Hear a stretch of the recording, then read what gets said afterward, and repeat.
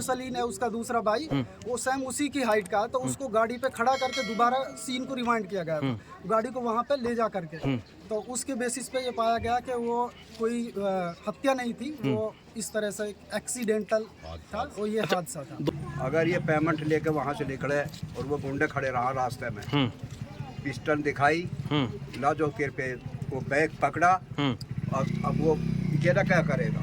जब तक आप तहकीकात ना कर ले बात की, बिना वजह से स्टोरीज ना लगाए, और एक उसको तो चाकू मारने का धमकी, पिस्टल मारने की धमकी, ये 1 किलोमीटर जब आड़ती वहाँ से 1 किलोमीटर दूर रहता, उस टाइम पे वो सारी चीजें होती हैं। तो इसकी जो जिम्मेवारी है वो आड़ती को लेनी होगी और लेनी चाहिए, क्योंकि वो उसके एरिया में जाकर के ये सारी चीजें हो रही हैं।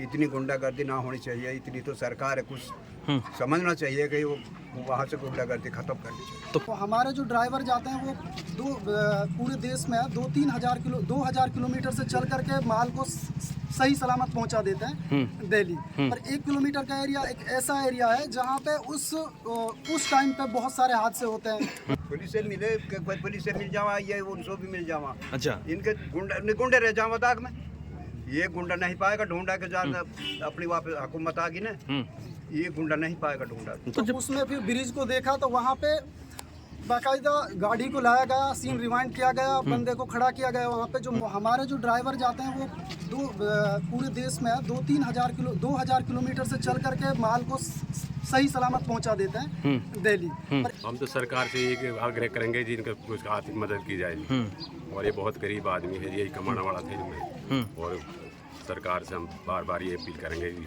कितनी मदद की जाए। कितनी उम्र है बिलाल की? बिलाल की 17-18 के आसपास। अच्छा, क्या लगते हैं आप बिलाल के? हम बिलाल के भाई लगते हैं। अच्छा, झांडा गांव ही है आपका।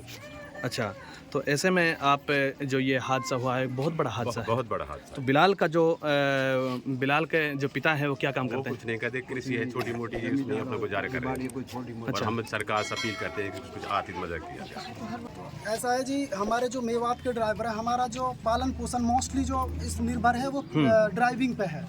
तो हमारे जो ड्राइवर जाते हैं वो पूरे देश में 2,000 किलोमीटर से चल करके माल को सही सलामत पहुंचा देते हैं दिल्ली। पर 1 किलोमीटर का एरिया एक ऐसा एरिया है जहाँ पे उस टाइम पे बहुत सारे हादसे होते हैं, मतलब चैन स्नैचर डोलते हैं, लूट वाले गुंडे डोलते हैं। उस टाइम पे मतलब 2,000 किलोमीटर से ला करके गाड़ी ड्राइवर से पहुंचा रहा माल। 1 किलोमीटर जब आड़ती वहाँ से 1 किलोमीटर दूर रहता, उस टाइम पे वो सारी चीजें होती हैं। तो इसकी जो जिम्मेवारी है वो आड़ती को लेनी होगी और लेनी चाहिए, क्योंकि वो उसके एरिया में जाकर के ये सारी चीजें हो रही हैं। वो मतलब वहाँ वो जिम्मेवार होना चाहिए। तो उस जो भी अगर ड्राइवर का माल कटता है तो उस पे उसकी वसूली नहीं होनी चाहिए, वो उसका जिम्मेवार खुद होना चाहिए, जो आड़ती है। अच्छा, आप कह रहे हैं 2,000 किलोमीटर से 4,000 किलोमीटर से ड्राइवर आ जाते हैं, लेकिन 1-1.5 किलोमीटर के दायरे में इनके साथ ये हादसा होता है, तो वो कौन सी जगह है? 1-1.5 किलोमीटर का? आजादपुर मंडी के आसपास में जो 1 किलोमीटर का एरिया है, मंडी किसी भी गेट से 1 किलोमीटर पहले का जो एरिया है, तो आजादपुर मंडी के कई गेट्स हैं। तो जब उसमें अलग अलग डिवाइड किया हुआ, कहीं से अदरक की गाड़ी घुसती है, कहीं से नींबू की गाड़ी घुसती है, कहीं से मिर्ची की गाड़ी।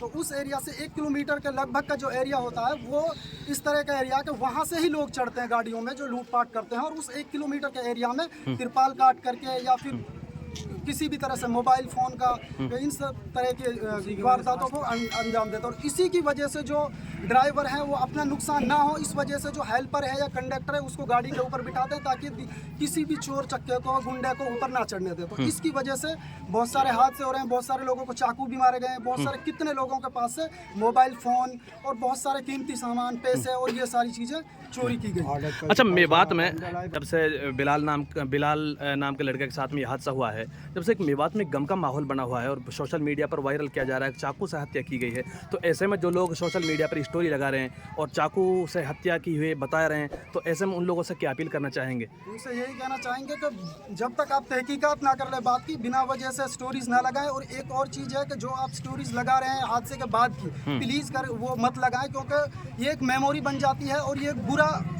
वो होता है, कैप्चर होता है, जो अगर इन फ्यूचर तो उनकी फैमिली भी सोशल मीडिया पर एक्टिव रहती हैं, अगर वो कभी देखेंगे तो उनके लिए बहुत ज़्यादा गम का माहौल वो क्रिएट कर सकता है। तो ऐसे जो हादसे होते हैं तो उन सब लिए जो फोटोज या क्लिप्स होती है उनसे बचे।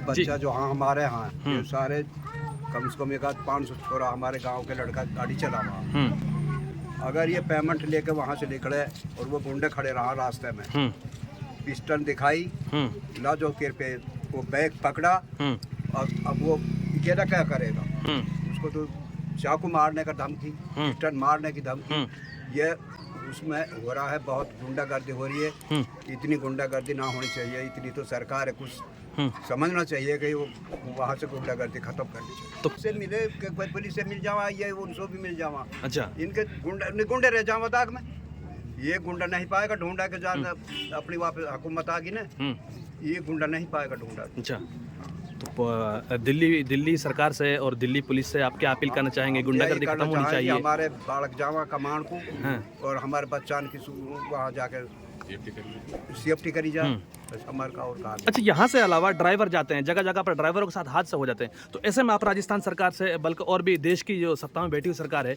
तो क्या अपील करना चाहेंगे? ड्राइवरों के लिए कोई सहूलत दी जाए? हाँ, सहूलत दी जाए। अच्छा, हाँ, कम से कम उनकी सेफ्टी, रास्ता में भी सेफ्टी करी जाए ड्राइवरों की। ड्राइवर की यूँ थोड़ी एक ड्राइवर मारने के लिए बनाए, ये तो पूरे हिंदुस्तान में मार ढोरे ला रहे हैं। फिर भी देख लो जी, इतनी हादसा ना होनी चाहिए ड्राइवर के साथ।